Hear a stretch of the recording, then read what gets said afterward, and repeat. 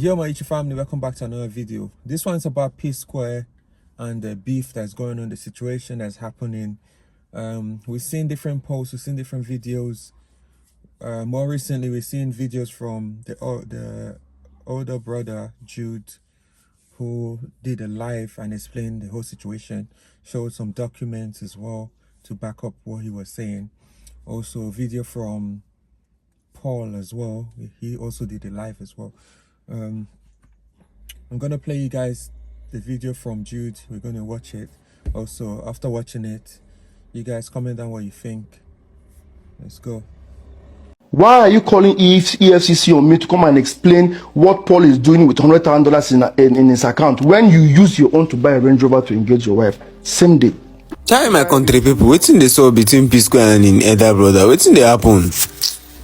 I tried as much as possible to, because it has been going on since, but from 2013, 2014 was when it went out to the public, when it became public knowledge. And by then, it was so difficult then to curtail, because once something seeps out to the public, it becomes a public thing that you cannot be able to take back. So from 2014, P Square had issues, 2015, 2016, 2017. Then they now had a break of almost 5 years and came back in 2020, ending of 2021. And now again, they're having issues again.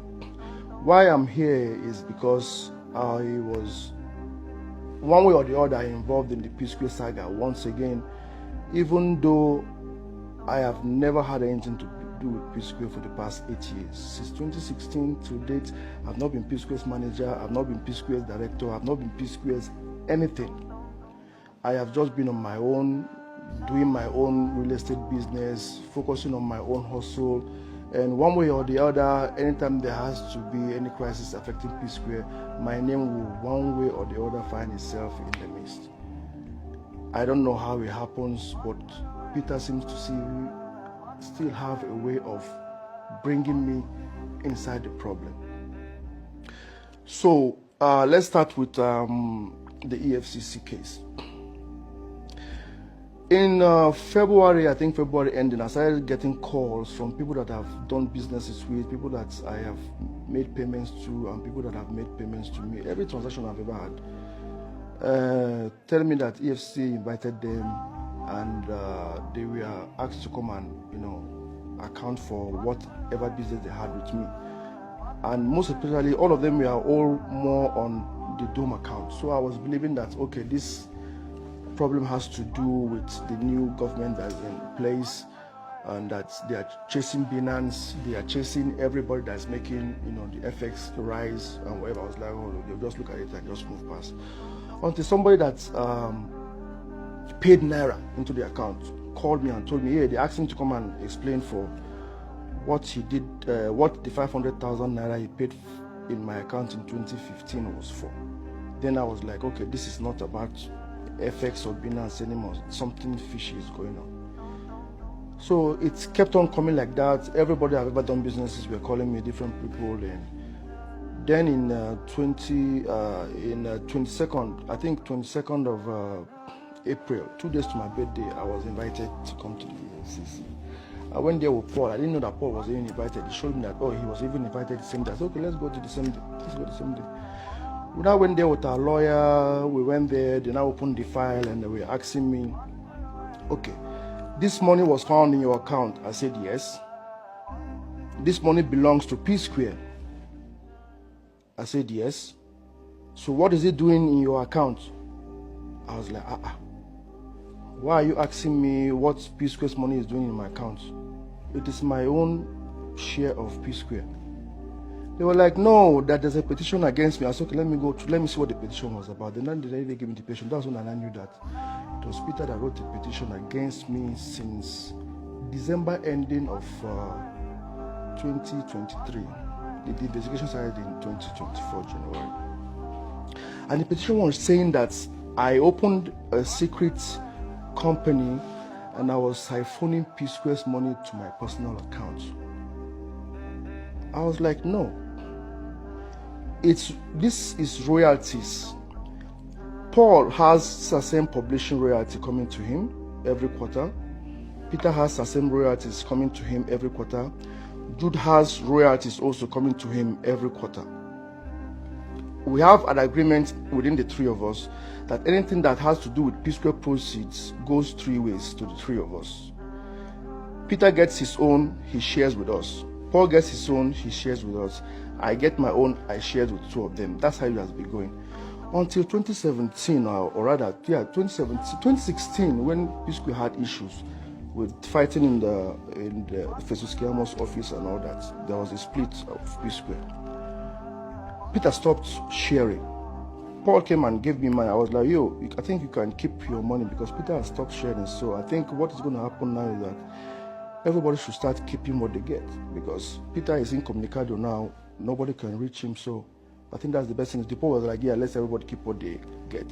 And that's how it has been for over 4.5 to 5 years or thereabout till 2021 November when they came back together. And I did the noble thing, which was I returned the catalog back to the fold so that the three of us can be sharing it equally as usual, which was what was expected of me to do. But surprisingly, they refused to return their own. As I'm speaking to you right now, they are still keeping the royalty publishing that they receive quarterly. Peter is still keeping his own to himself. Paul is still keeping his own to himself. The one I was keeping to myself, I have returned to the fold. The three of us are sharing since 2022, early 2022, something like that. That was my story to the EFCC. And they said, okay, but the two of them are P Square. That Peter said that I was an unemployed graduate from Jos that didn't have any job, and they had issue when they had issues with their former manager, may so rest in peace, Bayo. That they now invited me to come and manage P Square for them so I can be on salary. I told him no, but I was one that brought them to Lagos. That I was one that even made the group P Square. They said no, that was what Peter told them. I said okay, that means when I'm coming tomorrow, I'm going to bring my CACs, I'm going to bring my MOUs, I'm going to bring every document that I had to prove that I am not just a bystander. I am part and parcel of P Square. They said, okay, what I should not blame them that the only P Square they know is just Peter and Paul on TV. I said, yeah, I know, I understand. The next day being my birthday, I tried to excuse them that, okay, can I be allowed not to be there on my birthday so that I can have time to attend to my guests and everything. They said, no, that's okay, I should just come that day that they're going to release me by 1 o'clock so I can go and attend to my guests. I said, no problem. So the next day I came. Now I came with just Paul. I didn't come with my main lawyer. And I gave them all the documents. The guy looked at it and was like, wow, did Peter sign this? I said, look at his signature. This is the CAC that will open the company with, both Square Records and Northside Entertainment.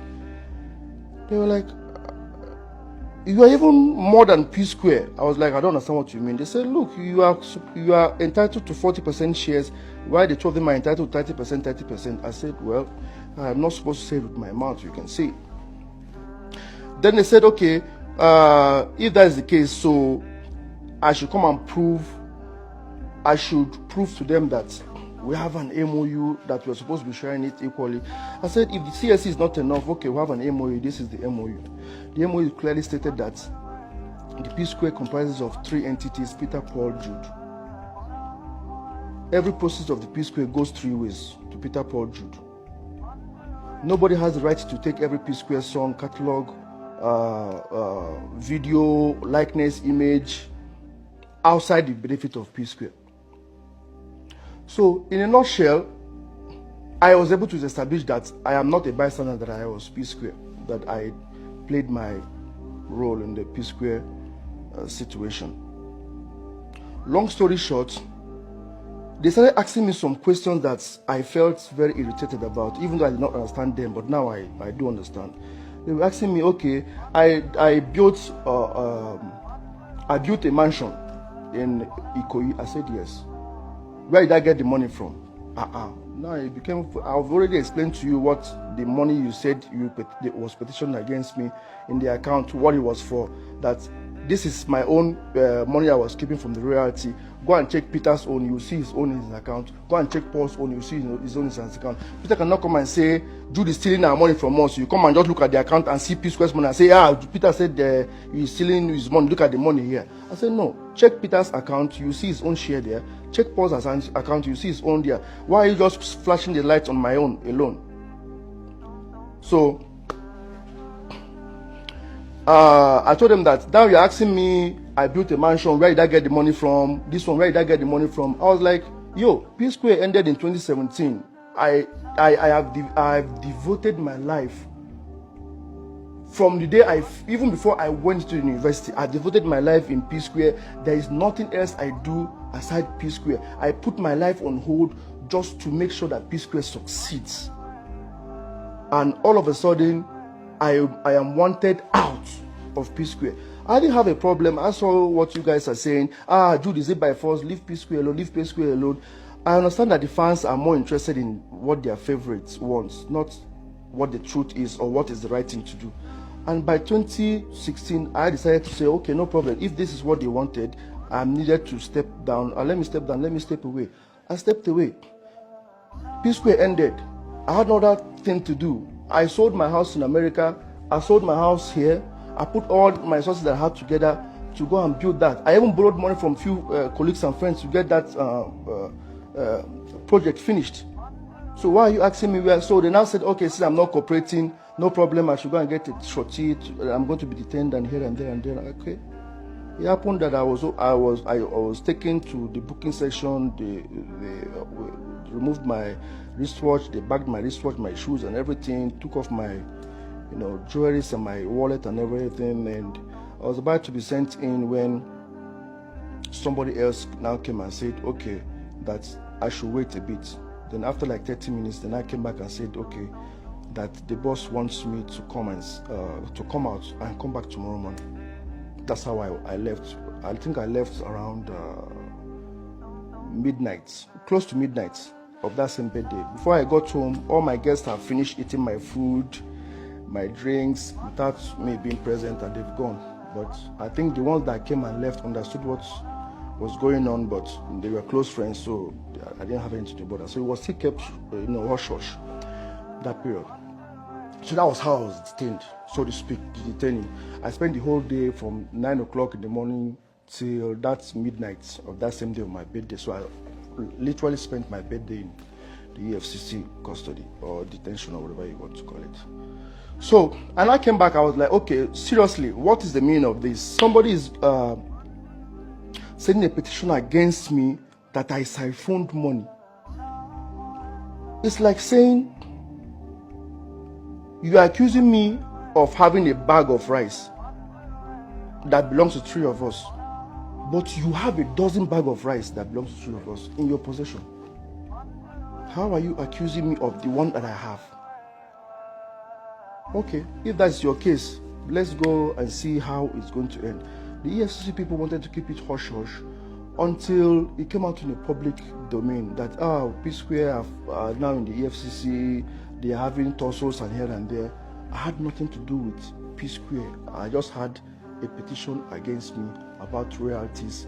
Then all of a sudden, the royalty thing now shifted when he found out that all these allegations are not holding anything, because what he told them, that me being a bystander is not what was established. It was established that I was part and parcel of P Square on papers and everything.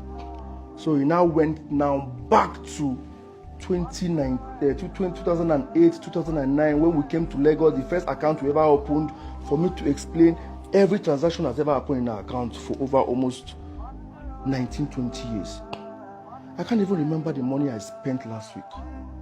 And someone is asking me to account for money spent 19 years ago, what it was for. Every money that has my name on it in the account must be explained. I was like, okay, no problem. Let me get it. Let me see what I can be able to do with that. I was able to, by His grace, have, if not all of them, most of the accounts that he was pointing at. Most especially, there is this tree that he was mentioning. I think that was how he was trying to get Paul involved in the whole thing, saying that me and Paul were sharing monies without giving him his own share. He now pointed out where there was an account where Paul had $100,000 and there is none for him. Another place where Paul had $150,000, there was none for him, and one of whatever. Then I was like, okay, let me go and look at it and find out what, because it's been like, that was 2013 and 2014. I said, let me go and check it. That was over 10 years ago. 2-3 days later, I came back with my defense and I was like, this $100,000 he's complaining about was exactly the same day he got engaged to his girlfriend, then girlfriend, now wife. He bought a Range Rover for her, same day, same time. Paul did not buy Range Rover for anybody. He said, Jude, put my own in my own account, and I did that. Why are you calling EFCC on me to come and explain what Paul is doing with $100,000 in his account when you use your own to buy a Range Rover to engage your wife? Same day. The second one of $150,000 was on the middle of January 2014. You told me you wanted to buy a Bentley. I gave you $200,000. Paul said, I'm not buying a Bentley. Put $150,000 in my account and send me $50,000 to go to America to catch fun with. And now you are asking me to come to EFCC to come and explain why Paul has $150,000 in his account and you don't have yours. Paul has $150,000 in an account. You had a Bentley. The thing was so annoying, so frustrating that I am now the person that has to be explaining what your memorable times, periods are supposed to be for you. Am I supposed to be the one to remind you of when you engaged your wife with a Range Rover? That was when Paul had his money. The data is very clear there. Am I supposed to be the one to tell you that you bought a Bentley? You bought a Bentley, Paul did not buy a Bentley. That's why Paul had $150,000 in his account. Now, I am now heading the EFCC to come and be explaining that. That I'm giving Paul that amount, then I'll go behind and share it with Paul. Now, all those accusations now went, there was one again that he held very dear. Very little amount, 25,700. That's why he got Jason Njoku involved or something. That there's when money got into our account, 25,700 and something $1,000, that me and Paul within 4 hours or whatever came and split the money in half. Yeah, it was true. I saw it and I was wondering, why would 25,000 something get into our account and me and Paul will share the money into two immediately? Then I was like, okay, let me go and investigate. And I went back and I checked. And lo and behold, there's an email that Peter wrote to Iroko telling them that they should split the money into three and send him his own because P Square is having issues and he doesn't want the money to be put in our general account. Jason now wrote an email saying, okay, gentlemen, after discussing individually with the three of you, this is how the money is going to be shared. Jude plus Paul, $25,750. Peter, $12,850. Peter's money was sent to him directly. Jude plus Paul's money was now sent to Northside Entertainment account, which he now saw in the account and picked it out and said, this is the evidence that Peter, Jude and Paul are sharing money behind his back. This thing happened in 2016. And EFCC is holding me, asking me, interrogating me on that to explain. What am I trying to say? Everything about this EFCC thing is just mind-boggling and crazy. Yeah, so you guys just seen that video from Jude. He just explained the whole situation, put some documents there as well. I think on his Instagram, he actually uploaded some other documents. But from what we've seen and from what we've heard, comment down what you guys think. Like, share, subscribe, and I'll see you guys in the next video. Peace.